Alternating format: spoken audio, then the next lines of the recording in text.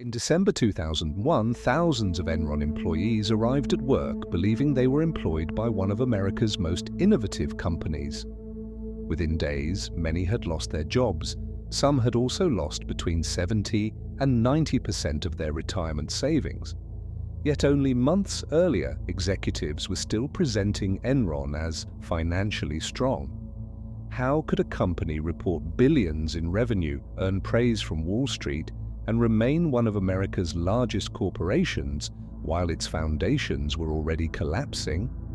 Before this investigation ends, we will uncover the accounting structures that hid Enron's debt, the warning delivered directly to its chairman, and the reason the people who understood the danger could still escape before ordinary employees knew the truth. On December 2, 2001, Enron filed for Chapter 11 bankruptcy protection. The following days were not experienced as an accounting theory. They were experienced as thousands of individual emergencies.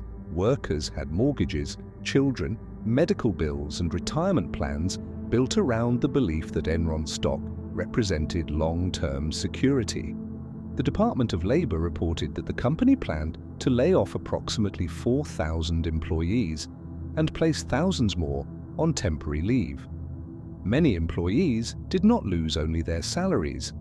Their retirement accounts were heavily concentrated in Enron stock, meaning the collapse threatened both their current employment and their future financial security. For senior executives, Enron stock had been an asset that could be sold. For many ordinary workers, it had become the foundation of retirement. That difference created the scandal's deepest moral tension. The people with the greatest access to internal information had more ability to protect themselves. The people encouraged to believe in the company often had the least information about what was happening behind its financial statements. To understand how Enron reached this point, we have to return to the period when almost no one wanted to believe the company could fail. Enron did not present itself as an ordinary energy business. It presented itself as the future. And that story became so valuable that protecting it appeared more important than revealing what the company was actually earning. Enron began as a natural gas pipeline company. Under Chairman Kenneth Lay and Executive Jeffrey Skilling, it transformed itself into a fast-moving energy trading corporation. The company traded contracts connected to electricity, natural gas, and other commodities. Its leaders argued that traditional energy companies owned physical assets. Enron would own information, markets, and the ability to price risk. That vision attracted investors. Enron's reported revenue grew rapidly. Its executives spoke confidently about expansion into electricity, broadband communications, and new global markets. The company's rising share price appeared to confirm the story. But Enron was becoming increasingly dependent on confidence. Much of its operation involved trading contracts whose value extended into the future. Customers and counterparties needed to believe Enron would remain financially healthy enough to honor those agreements. Once that confidence disappeared, parts of the business could collapse almost immediately.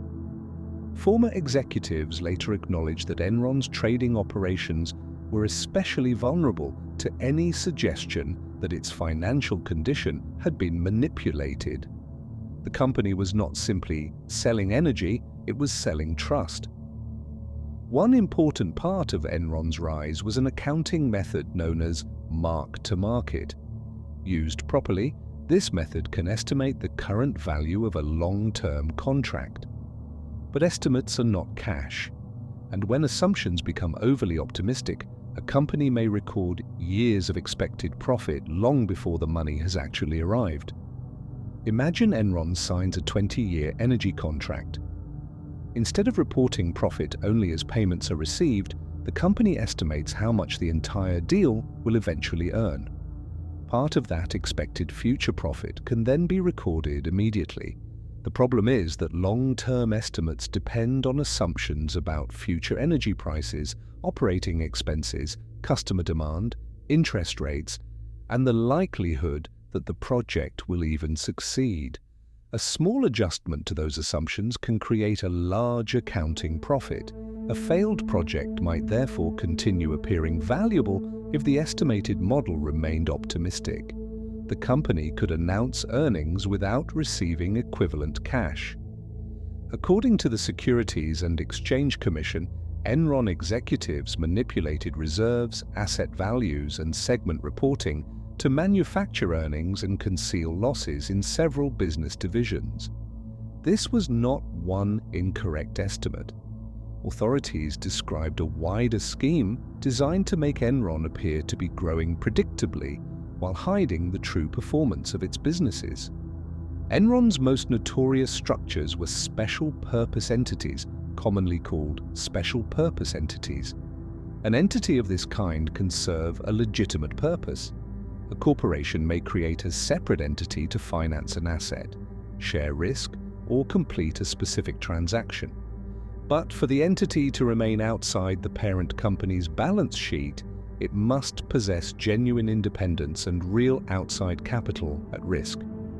At Enron, some of these entities were used to move debt or poorly performing assets away from the company's visible financial statements.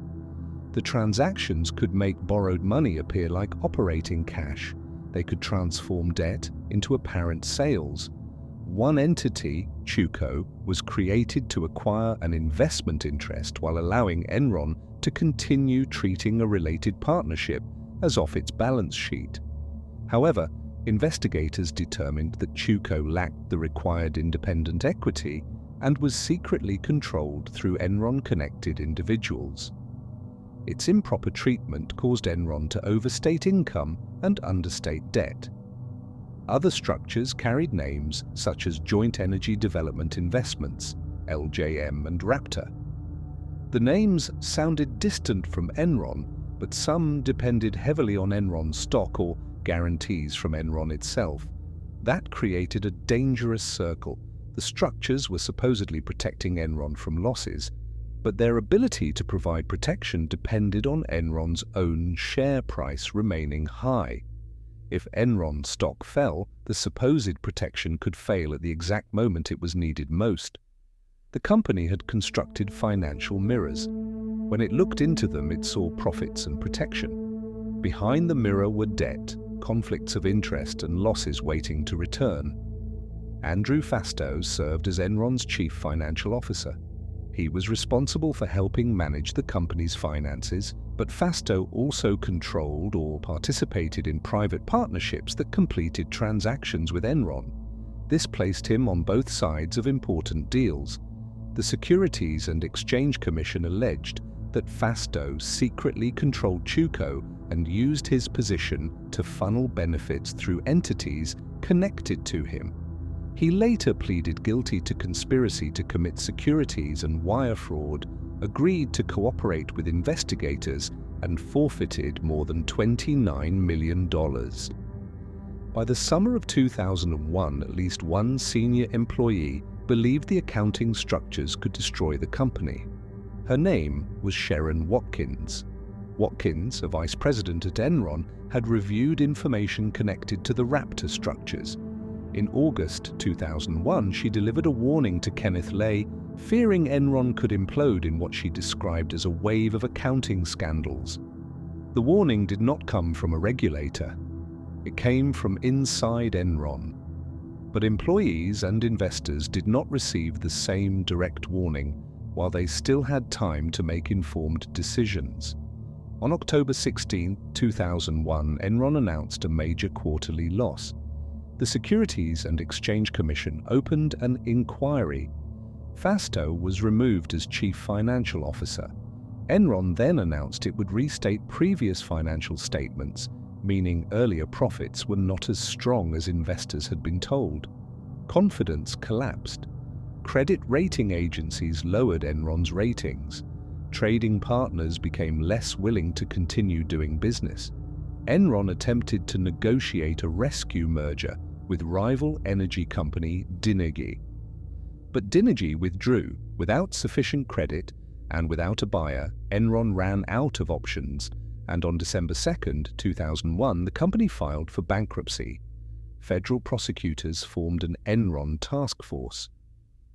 In 2006, a federal jury convicted Kenneth Lay and Jeffrey Skilling of conspiracy, fraud, and related charges. Lay died before sentencing, and his convictions were subsequently vacated under the legal rules then applied. Skilling was sentenced to prison. The prosecutions established that Enron's collapse was not merely the result of bad business decisions. Courts and regulators concluded that senior officials participated in schemes designed to mislead investors about the company's true financial performance. Enron used complex accounting practices, special purpose entities, manipulated reserves, and misleading financial presentations to make parts of the company appear more profitable and less indebted than they truly were. Thousands of employees lost their jobs. Many suffered devastating retirement losses. The scandal contributed to the collapse of Arthur Andersen, one of the world's largest accounting firms, and helped create pressure for stronger accounting and corporate governance laws. The unresolved question is larger than accounting. How many people knew that Enron's public story no longer matched its private reality? And can any corporate safeguard work when everyone involved benefits from believing the same false story? Workers lost jobs, families lost savings, investors lost billions. And one of America's most celebrated companies became a permanent symbol of corporate deception.